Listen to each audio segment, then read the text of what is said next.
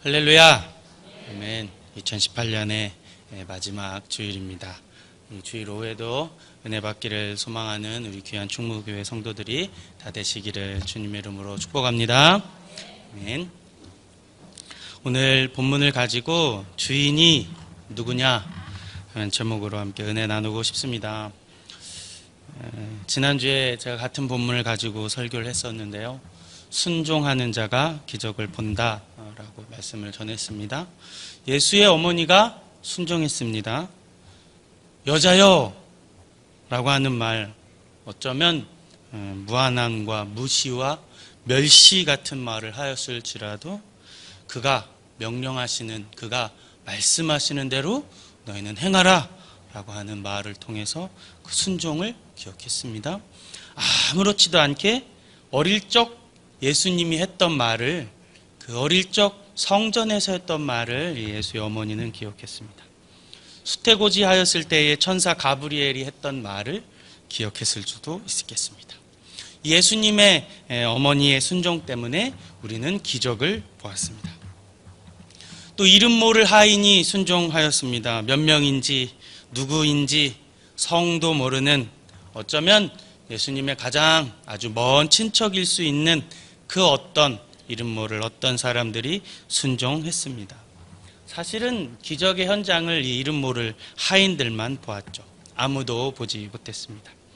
600리터가 넘는 물을 담고 있으면서 그들은 이렇게 중얼중얼 거렸을 수도 있겠습니다.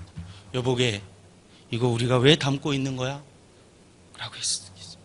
이거 왜 이 물을 담고 있어? 여보게, 이 물은 지금 손 닦는 물이 아닌가? 우리가 왜 이 물을 담아야 하는 것이야? 그러게 말이야. 지금 밖은 포도주가 없다고 난리인데 우리가 왜 이 물을 뜨고 있어야 하는 거야? 지금 당장이라도 시장에 달려가서 포도주를 좀 사야 하는 것 아닌가? 라고 중얼거렸을 수도 있겠습니다. 이름 모를 하인의 순종을 통해서 우리는 기적을 보았습니다. 우리 한 가지 생각해 볼까요?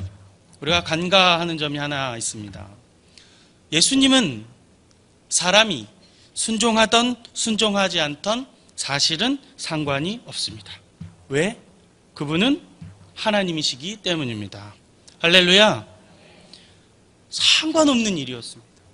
그럼에도 불구하고 예수님이 사람의 순종을 기뻐하고 기다렸던 그 이유는 순종을 통해서, 사람을 통해서 주가 일하시기 때문입니다. 하나님은 하실 수 있지만 오늘도 그 한 사람을 찾고 계시는 줄 압니다. 믿습니다. 그 사람이 내가 되어지기를, 여러분이 되어지기를, 우리 충무중앙의 모든 성도들이 다 되시기를 예수님의 이름으로 축복합니다. 하나님은 사람을 기다리지 않으셔도 됐습니다. 하나님이 하셔도 됐습니다. 하나님의 일을 하시면 되었습니다. 우리는 이것을 어려운 말로, 사람들은 어려운 말을 좋아하니까 신학적으로 말하면 신인 합동설이라고 말합니다. 하나님이 먼저 인간에게 구원의 은총을 주셨습니다. 은혜를 주셨습니다. 제공을 해주셨습니다. 한량없으신 사랑으로 그 아들 독생자를 내어주셨습니다. 값없이, 빚 없이, 아무런 조건과 제한 없이 완전히 내어주셨다라는 것입니다. 거기서 끝은 아니죠. 우리는 그냥 그것을 받아들일 수는 없습니다. 우리 성결교회는 신인 합동설이라는 걸 받아들임으로 거기서 끝나지 아니하고 신과 인간이 같은 일을, 함께 일을 해가야 하는데, 우리 성결교회는 그 교를 받아들임으로 인간이 하는 역할을 인정하고 있습니다. 구원을 얻기 위해서 하는 행동을 하나 해야 하는 것이죠. 그때 하나님이 허락하신 은총이 우리에게 임하는 줄 믿습니다. 구원함이 얻어지는 것이죠. 그 행동이 무엇입니까? 시인하는 것입니다. 로마서 10장 10절에서 얘기하는 것처럼 내가 입으로 시인하고 마음으로 시인해야 합니다. 고백해야 합니다. 누구를요? 예수 그리스도를. 이 행위가 없으면 그 하나님의 무한하신 한량없는 은총이 성립되지 않는 것이죠. 그러므로 인하여서 구원이 이루어지는 줄 믿습니다. 우리는 다른 교회처럼, 장로교회처럼 예정되었다 말하지 않습니다. 이중 예정되었다, 이미 정해졌다, 우리는 그렇게 믿지를 않고 있습니다. 그렇기 때문에 우리 성결교회는 이 복음이 어서 빨리 증거되고 전해져야 하는 것입니다. 복음이 증거되는 곳마다 온 세계 열방에 증거될 때에, 마태복음 24장 14절에 얘기한 것처럼 이 천국 복음이 모든 민족에게 증거되기 위하여, 그때 증거될 때에 예수님이 오시는 줄 믿습니다. 그때 주님 다시 오셔서 주님의 영광과 그 천국의 보좌 위로 올라가는 줄 우린 그렇게 믿고 있습니다. 하나님은 사람을 통해서 일하시는데, 어떤 사람? 순종하는 사람. 그 사람을 통해서 하나님이 일하시기 때문에 순종하는 자가 기적을 본다. 지난주에 함께 나눴습니다. 오늘은 이 같은 본문에 예수님의 첫 번째 표적, 이 갈릴리 가나의 혼인잔치를 통해서 다른 포인트를 가지고 함께 본문을 해석하고 은혜를 나누고 싶습니다. 주인이 누구냐 하는 관점으로 함께 보고 싶습니다. 주인, 주 대심, 주인이 누구냐? 너의 주, 로드십이라고 말하는데 너의 주가 누구냐? 주님인 우리의 주인입니까? 내 주님은 누구입니까? 오늘 함께 생각해 보고 싶습니다.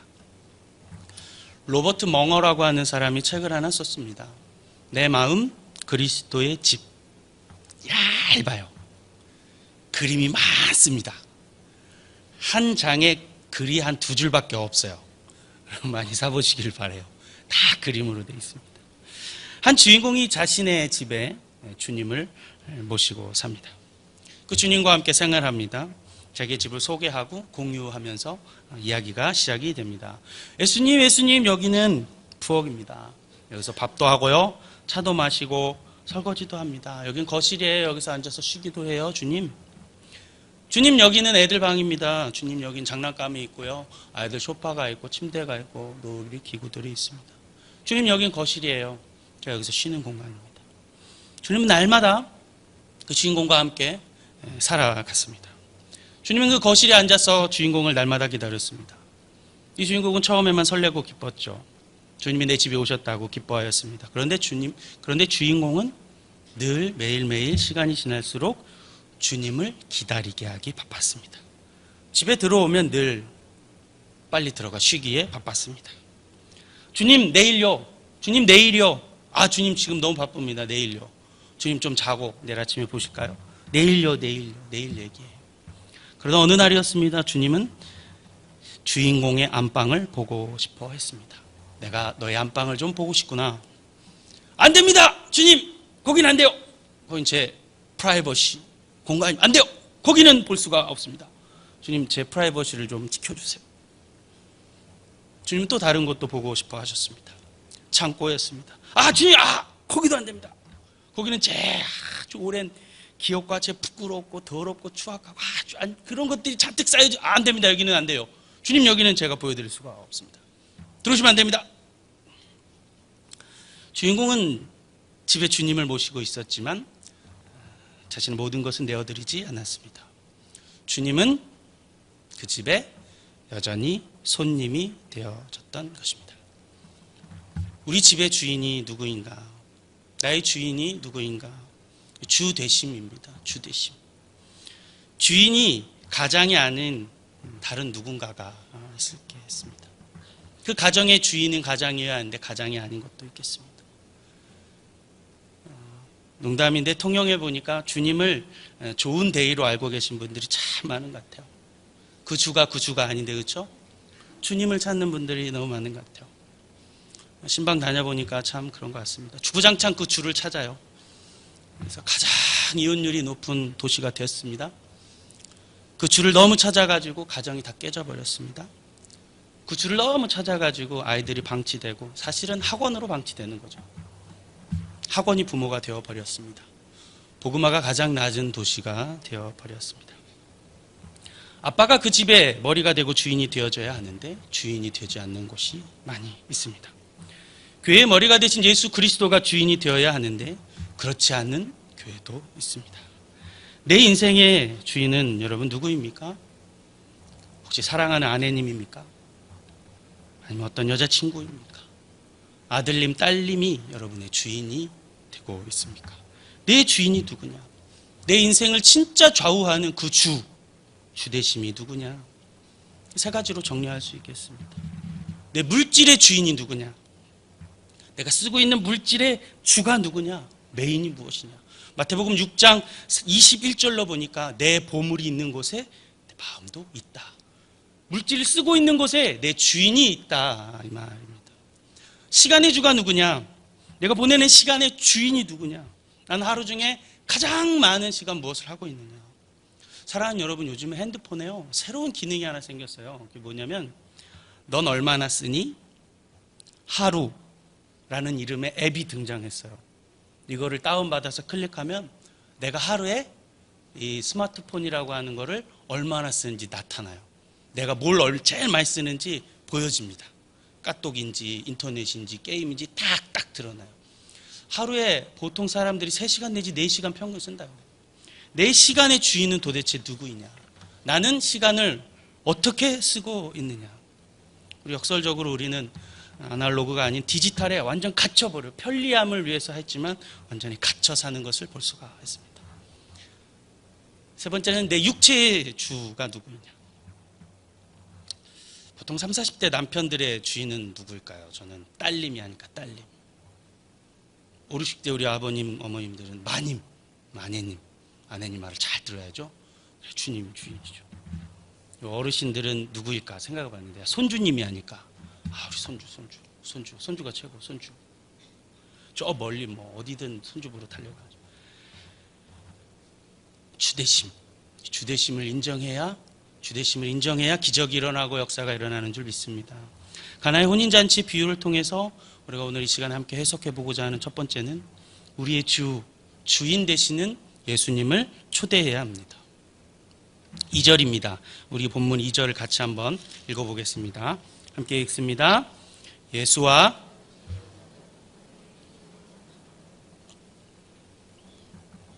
청함을 받았습니다. 예수님은 그냥 무턱대고 간 것이 아닙니다.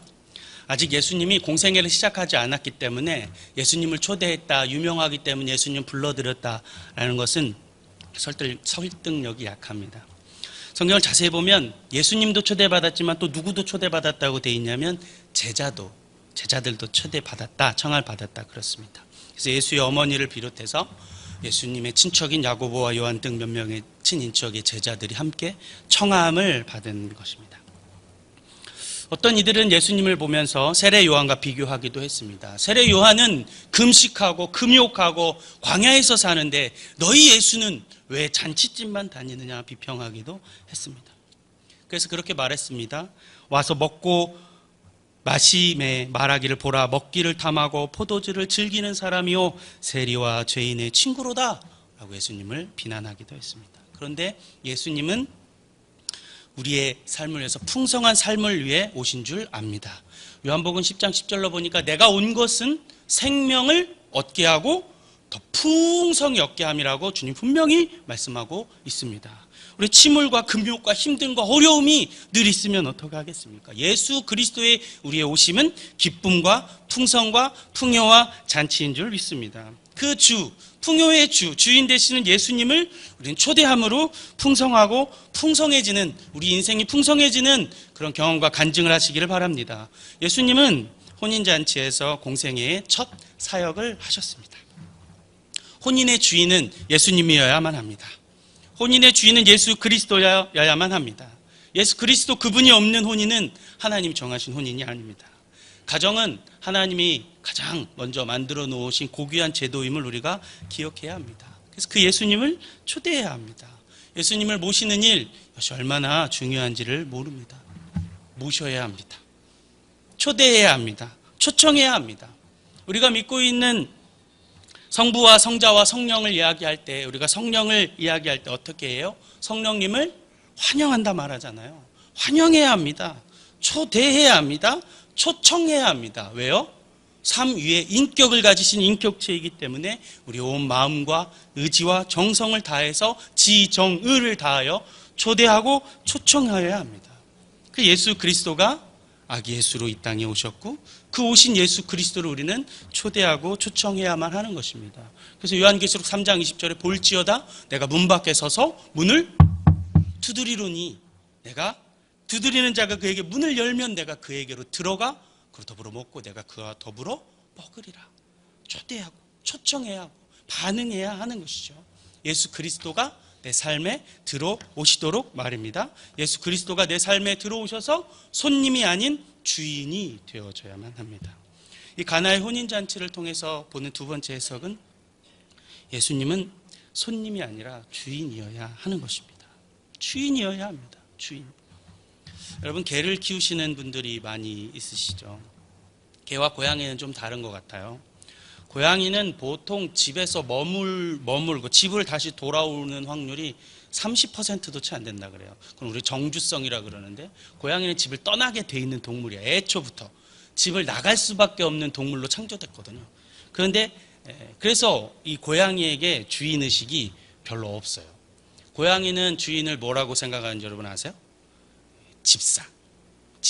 그래서 집사라는 말을 쓰잖아요. 집사예요, 집사. 고양이는 주인이라는 개념이 별로 없어요. 근데 개는 다르죠.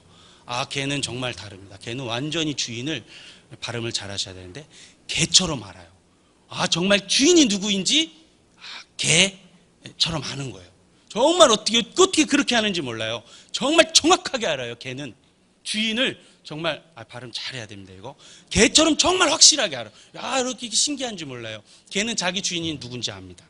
자기가 먹이를 주는 사람이 정확하게 주인이 누군 줄 알아요.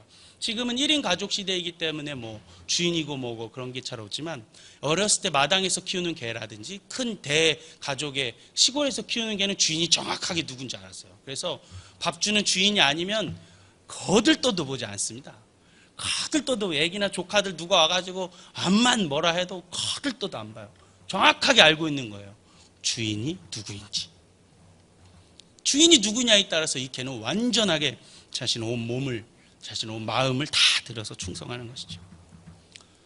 예수님은 가나의 혼인잔치에 초대되어 가셨습니다.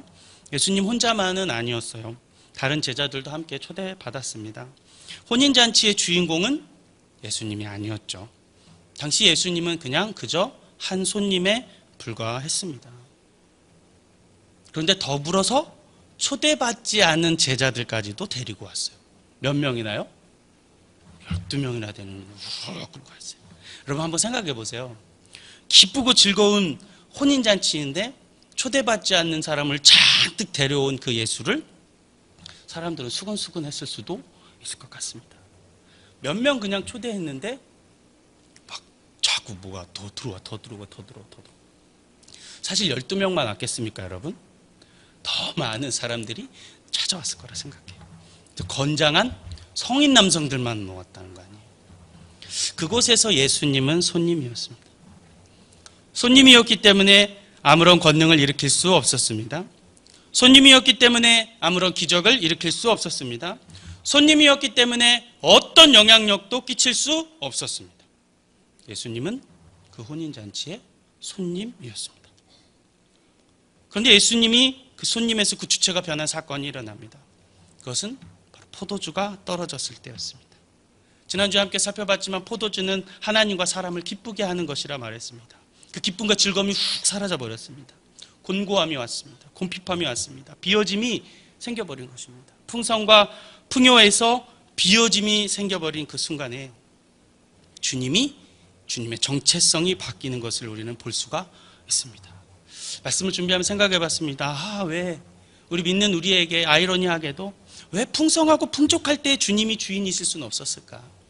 왜 늘 우리는 곤고하고 가난할 때 주님이 주인이 일을 하셨을까? 하나님의 일을 하게 되셨을까?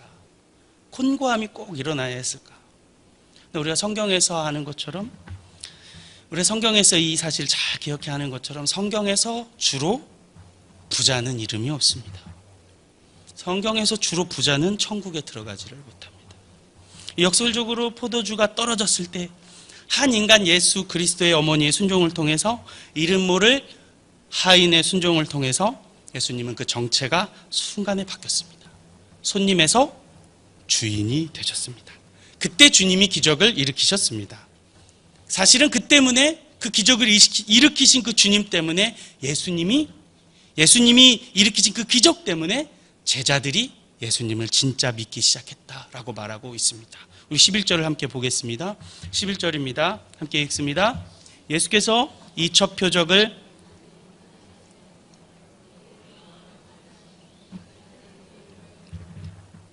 그때에 믿었습니다. 기적을 보이고 나서야 제자들이 믿기 시작했던 것입니다. 주인임을 보여주었을 때에, 주되심을 보여주었을 때에 믿음이 일어났습니다. 아브라함은 여호와 하나님의 주인이라는 것을 일련의 사건들을 통해서 깨우쳐 가고 있는 것입니다. 주인이 누구냐? 아브라함, 히브리서 기자는 아브라함의 아버지는 우상을 섬겼던 사람이라고 성경에서 말하고 있습니다. 우상이 아니라 여호와 하나님이 그의 주인이라는 사실들을 보게 하시는 것입니다. 아말렉 왕도 아니요 애굽의 왕도 아님을 아브라함은 일련의 사건을 통해서 주 대심, 주가 누구인지를 보게 되는 것입니다. 이스라엘 백성들은 10가지의 재앙을 통해서 진짜 주인을 봅니다. 애굽에 수없이 많은 우상이 아니라, 애굽에 수없이 나타나는 황금의 우상 바알 아세라 신이 아니라 광야의 40년의 시간을 지나면서 이스라엘을 핏값으로 사신 진짜 주인이 누구인지를 주 되심을 알아가고 있는 것입니다.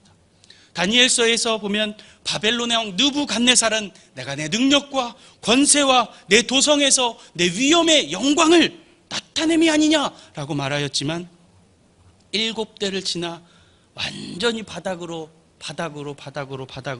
바닥의 인생을 살고 난 이후에 하늘의 하나님이 누구인지 깨닫는 고백을 느부갓네살 왕은 하게 됩니다. 다시 로버트 멍어의 내 마음의 그리스도의 집으로 돌아왔습니다.